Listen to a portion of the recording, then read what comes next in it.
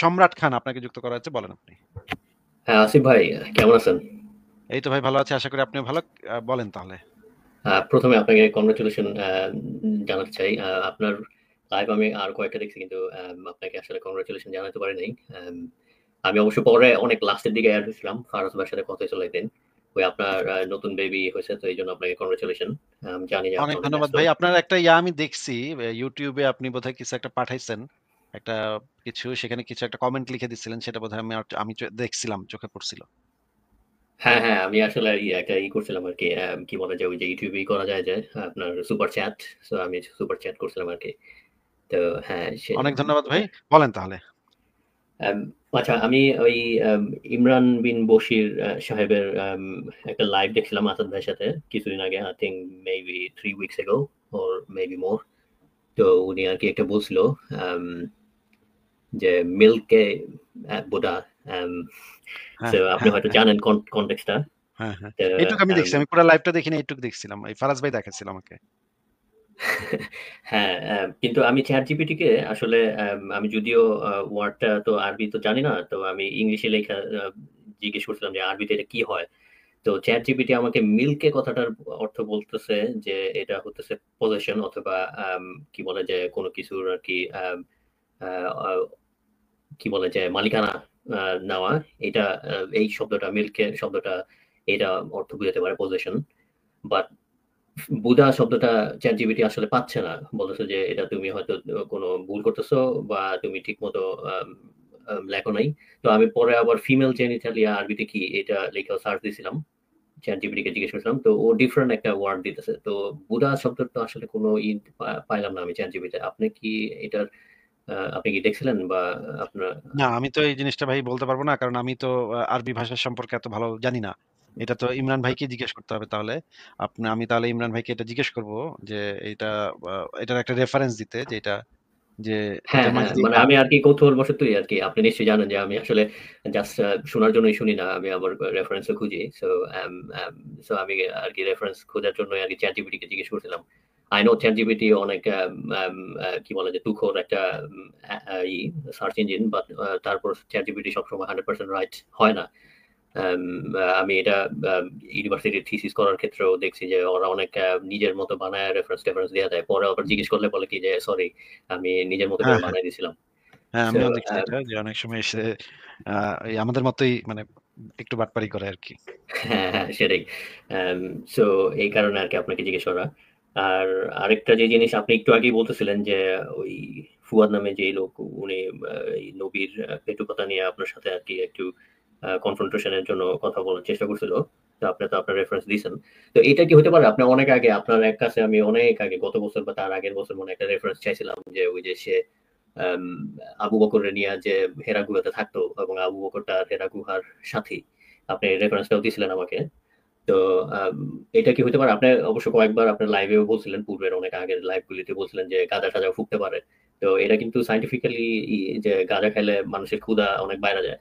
তো এটা কি হইতে পারে? মানে hypothetically যদি আমরা চিন্তা করি যে সে কোনো একটা দাওয়াতে গেছে, অনেক গাঁজা-টাজা খায়া তার অনেক appetite বাইরা গেছে। সে কিন্তু এই গাঁজা খাইলে তো পাকস্থলী এত বড়, এত এক্সপ্যান্ড তো করার কথা না ভাই। এটা তো ভাই, এক্সট্রিম। আমার মানে আমার নিজের পার্সোনাল যদি বলি, এখন এটা তো রেফারেন্স হইতে পারে না। তারপর আমি যদি বলি যে গাঁজা আমি আসলে খাইছি আগে। সো আমি জানি যে আমি গাঁজা খাইলে আবার অনেক ক্ষুধা বাইরা যায়। এটা আমার পার্সোনাল ওপিনিয়ন। সো ক্ষুধা বাইরে যায়, এটা অনেকের ক্ষেত্রে হয়। আমারও কিছু বন্ধু-বান্ধব আছে। তারাও আমি দেখছি, তারাও একটু পাগলের মতো খায়। কিন্তু ভাই এত খাইতে পারে না। এটা একদম এক্সট্রিম। ৫ কেজি ভাই, এটা বুঝেন ভাই, ৫ কেজি কি হইতে পারে? ৫ কেজি হ্যাঁ, মাংস। আর এটা তো ভাই আরেকটা সম্ভব হইতে পারে যদি তরকারি, ওই তাও যে তরকারি। যদি এটা হইতো যে হইতো মানে বারবিকিউ করা বা গ্রিল করা মাংস হইলেও একটা কথা ছিল। কিন্তু ভাই এটা একদম তরকারি। তরকারির পরিমাণ তো বেশি বাইরা যেত। না, আরেকটা যদি হইতে পারে, আমি যদি মুমিনদের পক্ষ নেই, তাহলে আরেকটা হইতে পারে যে সে ছোট বাচ্চা ছাগল খাইতেছিল। বাচ্চা ছাগল তো ছোট হয় সাইজে। সো আপনারা নিশ্চয়ই জানেন যে কয়েক মাসের বাচ্চা ছাগল খাইতে পারে। আম মানে যদি এটা hypothetically বলি আরকি মুমিনদের পক্ষ নিয়া। তাহলে এটাও হইতে পারে। এটা সম্ভব হইতে পারে আরকি। আম তো আপনি আবার ওই মাঝখানে ওই যে সে আবার একটা বলছিল, আয়েশার একটা হাদিস বলছিল। আপনি বলছিলেন যে বউরা স্বামী মারা যাওয়ার পরে স্বামীদের সম্বন্ধে ভালো কথাবার্তা বলে। কিন্তু আমি তো যতটুক জানি আপনার ভিডিও-টিডিওতে দেখছি যে আয়েশা আসলে কোনোভাবেই আ তার এই বুইড়া হাসব্যান্ড রে নিয়ে তো ইনডাইরেক্টলি অনেক আম আম বিস্ফোরক কথাবার্তা বলছে। তো ইনডাইরেক্টলি চিপা চাপা দিয়ে ঢুকাই দিচ্ছে। হ্যাঁ? সরাসরি তো আর বলবে না যে আমার জামাই লুচ্চা ছিল। আমার ইনডাইরেক্টলি চিপা-চাপা দিয়ে ঢুকাই দিচ্ছে। চিপা-চাপা দিয়ে বাইর করতে পারবেন আপনি।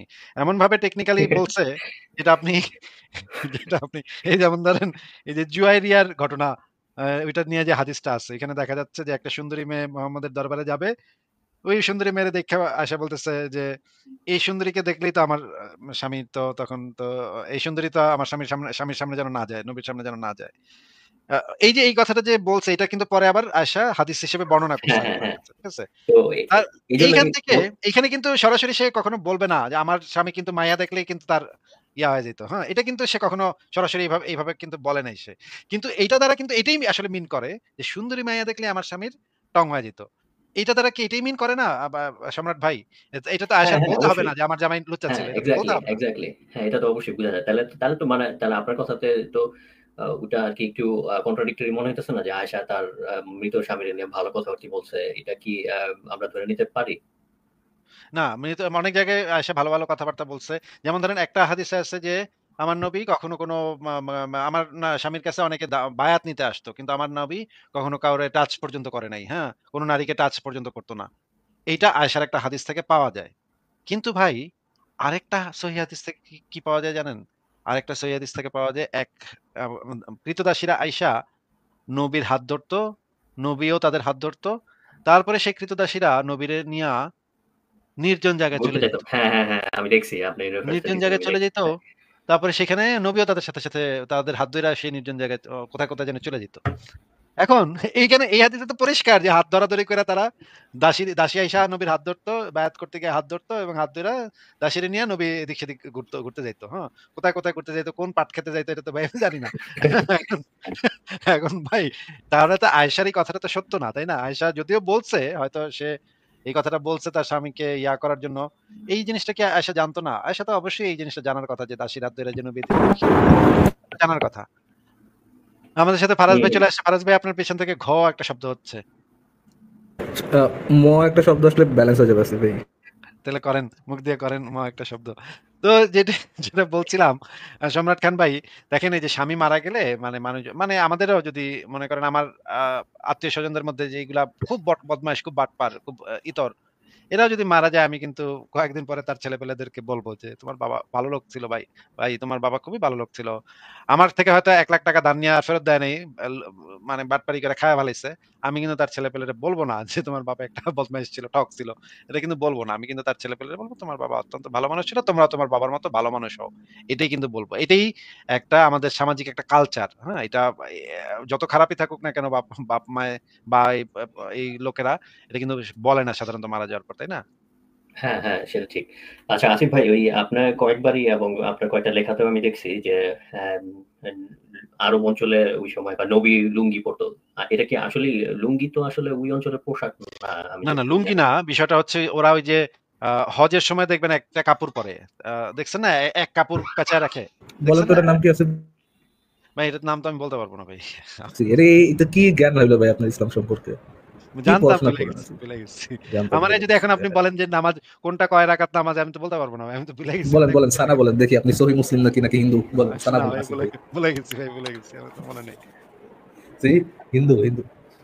আচ্ছা আসিফ ভাই ওই আমি ওই অনলি কুরআন রিসার্চ নামে একটা পেজে গেছিলাম। তো তাদেরকে আমি একটা আয়াত সম্বন্ধে জিজ্ঞেস করছিলাম। কোরআনের ১৬ নাম্বার সূরার ৩৬ নাম্বার আয়াত। এখানে ইংলিশের ট্রান্সলেশনে আছে যেটা হচ্ছে গিয়ে wait, wait, um wait, wait, wait, wait, wait, wait, wait, wait. আপনি অনলি কোরআন আলাদের না কাছে না গেছেন। না, জুব্বা না, এটার নাম হচ্ছে এহরাম। আসিফ ভাই জানে না এগুলো। So,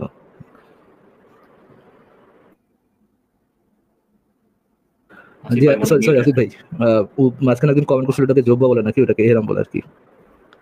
আচ্ছা, আমি যেটা বলতেছিলাম সম্রাট খান ভাই আপনি যেটা বলতেছিলেন আপনাকে একটু থামাইছি একটা দরকারে প্রয়োজনে।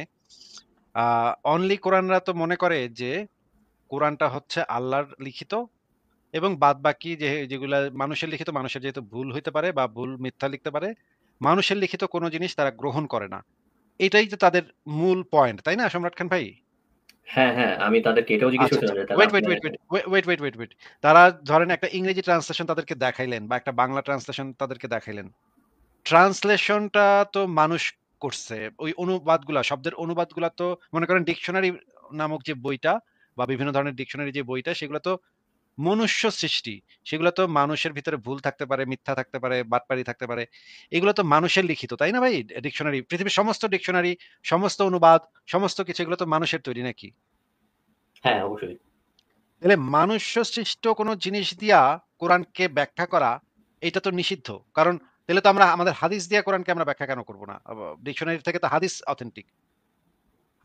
ডিকশনারি থেকে যদি না তো অনুবাদ দিয়ে আমরা এক সেকেন্ড আসিফ ভাই, মানে যদিও সমস্যা আপনি জানি আপনি আরো দূরে যাবেন সমস্যাটা নিয়ে, বাট একটা জিনিস আপনাকে বলে দিই, আমি ওনার সাথে যে ওই আপনার ফেভারিট অনলি কোরআন রিসার্চার, আপনি যাকে দেখে খুব আনন্দিত হয়েছিলেন, হ্যাঁ ওই বান্দার সাথে আমি একটা লোকের ভিডিও দেখছিলাম, ওই যে কি জানি ওই ইয়েটার নাম, আরেকটা যে বিলিভার বাংলার যে আরেকটা আছে, যে ওর সাথে ভিডিও দেখেছিলাম একটা ডিবেট, যেটার মধ্যে আর কি তাকে জিজ্ঞেস করছিল যে আপনি ডিকশনারি মিনিং তো মানেন, এটা ডিকশনারি মিনিং কি?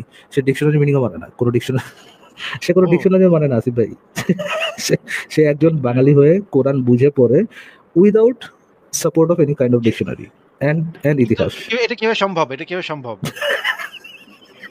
এটা আমি কিভাবে? বলে দিই, আমি বলে দিই কিভাবে সম্ভব। আল্লাহ মাল কোরআন, আল্লাহ বলছেন আল্লাহ মাল কোরআন, আল্লাহ নিজে এসে বুঝে দেবে, আপনার ভাষাও জানা দরকার নেই, আপনি আল্লাহ আল্লাহ করে পড়বেন, আল্লাহ নিজে এসে আপনার বুঝে দিয়ে যাবে যে কোরআনে কি লিখছে। মনে করেন বিসমিল্লাহ এই শব্দটা কোরআনে লেখা আছে। এটা আরবিতে লেখা।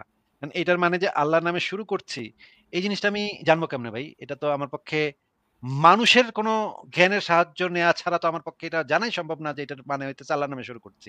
এটা কিভাবে আমি জানবো ফারাজ ভাই? এটা কি আল্লাহ আমার মাথায় এসে কয়ে দিবে? বলেন আপনার ফেভারিট বান্দা, উনি যুক্তি দিয়েছে, যুক্তিবাজ রেফারেন্সের দিয়ে শেষ করে দিতে পারে, সেই বড় আলেম, হ্যাঁ তারা যে জিজ্ঞেস করেন সে কেন জানে এটা। আচ্ছা আসিফ ভাই, প্রশ্নটা আসলে এটাও না। আমার প্রশ্নটা এটা ছিল বলেন। তাদের কাছে যে ১৬-৩৬ মানে ১৬ নম্বর সূরা ৩৬ নম্বর আয়াত, এটার ইংলিশ ট্রান্সলেশনে হইতেছে যে এভরি নেশনের জন্য বা এভরি যদি নেশন তো জাতি আরকি, জাতির জন্য প্রফেট বা মেসেঞ্জার পাঠানো হইছে। তো আমি তাদেরকে জিজ্ঞেস করছিলাম যে তাহলে আমাদের বদ্বীপ অঞ্চলের কই, প্রফেট কই বা মেসেঞ্জার কই? তো তারা আমারে আপনার ওই ফেভারিট বান্দা রিজওয়ান সে দেখায় নাই। আরেকজন আবার আমার একটা বাংলা অনুবাদ বাইর করে দেখাইতেছে যে ওই আরবি শব্দটা হইতেছে কম, এবং কমের বাংলা অর্থ হইতেছে যে গোত্র বা কি বলে যে কমিউনিটি, যদি আমরা ইংলিশে করি। তো তারা বলতেছে যে এখানে তো নেশন না, এখানে তো হবে কমিউনিটি। তো কমিউনিটি যদি হয়, আমরা যদি বাইরের দেশে দেখি, আমরা যারা বাইরের দেশে প্রবাসী আছি, তা আমাদের বাইরের দেশে কি বলা হয় যে ইন্ডিয়ান কমিউনিটি অথবা পাকিস্তানি কমিউনিটি অথবা বাঙালি কমিউনিটি অথবা জ্যামাইকান কমিউনিটি অথবা ইস্ট ইউরোপিয়ান কমিউনিটি, এরকম করে বলি না আমরা বিভিন্ন মাল্টিকালচারাল সিটিগুলিতে। তো ওই সময়ের প্রেক্ষাপটেও যদি ধরি, তাহলে তো কমিউনিটি মানে তো জাতীয় বোঝানো যায়, ঠিক না? আমার প্রশ্নটা হইতো সেটা। আপনি বুঝতে পারতেছেন আমি কি বলতে চাচ্ছি? জাতীয় বোঝানো, হ্যাঁ। আচ্ছা ঠিক আছে, কমিউনিটি হইলো কমিউনিটির প্রমাণ দেখতে দিলে অসুবিধা কি? কমিউনিটির হ্যাঁ, যে তো একেকটা করে নবী আছে এটার প্রমাণ দিলে তো হয়। হ্যাঁ, আমারে বলতেছে যে ভাই আপনি কোরআন পড়ছেন কিনা ঠিকমতো? আপনি আরবিটা বাইর করেন। আমার আরবি বাইর করেছে। আমি আরবি অনেক আগে পড়ছিলাম। তারপর ভাঙা আরবি পইড়া তাদেরকে শুনাইছি quran.com থেকে। তো সে বলতেছে যে quran.com থেকে কেন বাইর করছেন? আমি বললাম তাহলে আমি এখন ভাই এই মুহূর্তে কোত্থেকে ভাই পাবো? ভাই যদি অনুবাদ আপনার যদি আরবিটা পড়তে হয়, কোরআন থেকে যদি পড়তে হয়, অনুবাদ যদি আপনার মাথাতে করতে হয়, সেই মাথাতে যে আপনার অনুবাদের জ্ঞানটা সেটা তো কোনো না কোনো মানুষের থেকেই আসছে। ভাষা তো একটা প্রবাহমান জিনিস, ভাষা তো পরিবর্তন হয় এবং এই পরিবর্তনটা তো মানুষ করে। তাহলে এই মানুষের তৈরি জ্ঞান থেকে আমরা কোরআনকে কিভাবে বুঝবো ভাই? এটা তো ফান্ডামেন্টাল প্রবলেম তো আরো অনেকগুলা আছে। এই আহলে কোরআনদের তো ফান্ডামেন্টাল প্রবলেমই তো তারা সলভ করতে পারবে না। এই যে কয়েকটা ফান্ডামেন্টাল প্রবলেম আছে, কোরআন কই পাইলো? তারপর হচ্ছে কোরআন বুঝবো কেমনে? অনুবাদের সাহায্য নিতে হবে। অনুবাদের সাহায্য নিলেই তো সেটা মানুষের ই আ ডোমেইনে চলে গেল। মানুষের জ্ঞানের ডোমেইনে চলে গেল। তাহলে তো এটা আর মানে অথেন্টিক থাকলো না, তাই না? পিওর আর অথেন্টিক থাকলো না হ্যাঁ, নাকি? হ্যাঁ, আমি তাদেরকে এই কোয়েশ্চেনটা করছি। তো তারা আমারে পরে লাস্টে বলতেছে যে আপনি হাদিস ওয়ালাদের কাছে যান। আমি বললাম যে ভাই তাহলে শেষ পর্যন্ত আমারে আবার হাদিস ওয়ালাদের কাছেই পাঠাইতেছেন।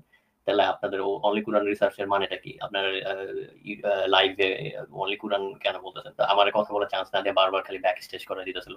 পরে আবার আমার নিয়ে একটা ভিডিও আপলোড করছে যে নাস্তিক সম্রাটের সাথে ডিবেট। আমি বুঝলাম না। আমি তো তাদেরকে আমি বলিও নাই যে আমি নাস্তিক বা এই টাইপের কোনো কিছু। আমি কিন্তু এখনো কোনো প্ল্যাটফর্মে কিন্তু বলি নাই যে আমি নাস্তিক। আপনি কি কখনো শুনছেন আমার কাছ থেকে যে আমি একজন নাস্তিক? না, শুনি নাই। সেটাই। তো তারা তো অনেক কি করে মানে ভাই গোঁজামিল দেয় আরকি তাদের। তো আমি আরকি বুঝলাম না যে আপনার লাইভে আসলো এবং আপনার সাথে, এবং আবার তারা বলতেছে যে আ আপনি আ আ তার কথাটা মাইনা নিছেন। ওইদিন আপনাকে যেই রেফারেন্সটা দিছিল, আপনি যে যে আয়াতটা দেখাইতেছিলেন ওইটার পুরাপুরি আয়াতটা দেখান নাই। তো আপনি ওইটা মাইনা নিছেন পরে। তো এটার জন্য আপনি আবার কোনটা? সরিও বলেন নাই। ওই যে কোনটা কি আয়েশা, বুঝলাম না। আপনার ওই দিন যে রিজন যে আর মাসখানেক আগে মনে হয় বা তারও আগে মনে হয় আপনার লাইভে যুক্ত হয়েছিল না, তো আপনাকে বলছিল যে আপনি যে এই আয়াতটা দেখাইতেছেন যে নবীর কাছে সবকিছু সমর্পণ করে দাও, তো ওইটার একটা কনটেক্সট ছিল যে কোন একটা সম্পত্তির ভাগাভাগির কি একটা বিষয় কনটেক্সট যে ছিল সেটা সে কোথা থেকে বললো, সেটা সে প্রমাণ কোথা না, থেকে তার পেল? আগের আয়াতের আপনাকে দেখাইছিল কিন্তু, এবং আপনি কিন্তু বলছিলেন যে হ্যাঁ ঠিক আছে আপনার কথাটা আমি মাইনা নিলাম। এটা ভাই আমার মনে পড়তেছে না কি বলছিলাম, তার সাথে এত কিছু আমার মনে নাই, কিন্তু এটা দেখতে হবে। এখন আমার যদি আবারও দাবি দেখার, আবারও দেখা তাদের- ওই ভিডিও আবারও মানে পিছনের দিকে গিয়ে দেখার মতো সময় আমার নাই ভাই। কিন্তু যেটা হচ্ছে তাদের যে ফান্ডামেন্টাল যে কোশ্চেনটা, কোরআন তারা কোথায় পাইছে, এটার কি কোনো উত্তর তারা দিতে পারে? না, এটা তো আমার তো কথাই বলতে দেয় না ঠিক মতো, তো আমার বারবার ব্যাক মদিনা প্রকাশনী, আল মদিনা প্রকাশনী থেকে সে কোরআন পাইছে, এটা হচ্ছে তাদের দাবি। তো তাহলে তো এই ধরনের লোকের সাথে ভাই কিভাবে কথাবার্তা বলবো বলেন?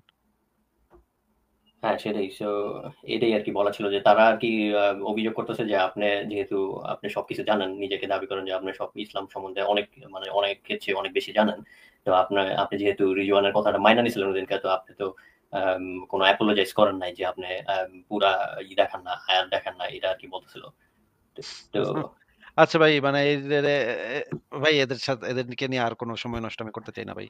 কোরআন যারা লাইব্রেরিতে পায়, মানে মানে মদিনা প্রকাশনী থেকে পায়, তারপর তারা কোরআন নিয়ে আলোচনা করতে আসে, এদের সাথে আর কোনো আলোচনা করার মতো এদের সেই অনেস্টিটা তো নাই ভাই। তাহলে তারা কিভাবে সেই আহ, জিনিস, তাদের সাথে তো আমি মানে ভদ্রভাবে কথা বলার চেষ্টা করছি, দেখার চেষ্টা করছি যে তাদের আসলে তারা যেহেতু আমাদেরকে কোপাইতে চাচ্ছে না, তারা যেহেতু আমাদেরকে জবাই করতে চাচ্ছে না, এটা ভাই আমার জন্য বিরাট ব্যাপার। একটা মুমিন আমারে জবাই করতে চায় না ভাই, এই তো ভাই আমি তো খুশিতে মনে করেন বাক বাকুম হয়ে গেছি, ঠিক আছে?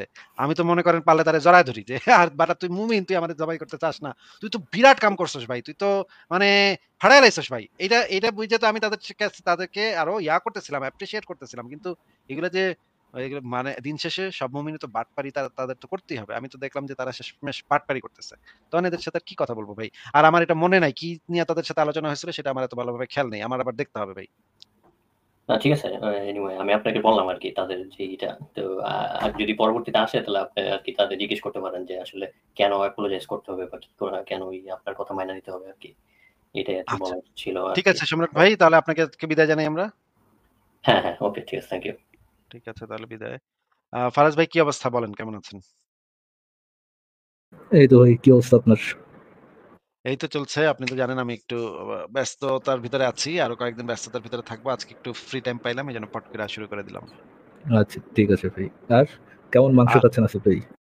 মাংস তো বেশি খাচ্ছি না, কিন্তু আজকে প্যারেন্টাল লিভ শেষ হইলো, আজকে আবার অফিস করছি 1 মাস আরে পরে। আরে, আরে কি দুঃখ আছে ভাই। বড় দুঃখ ভাই। আবার সেই সংসারের ঘানি টানতে হয় ভাই, সংসারের ঘানি টানতে হয়, কত কষ্ট হয় না। ঠিক আছে ফারাজ ভাই, পরের ঠিক জনকে আছে যুক্ত রাসেল করি। ভাই, শিওর।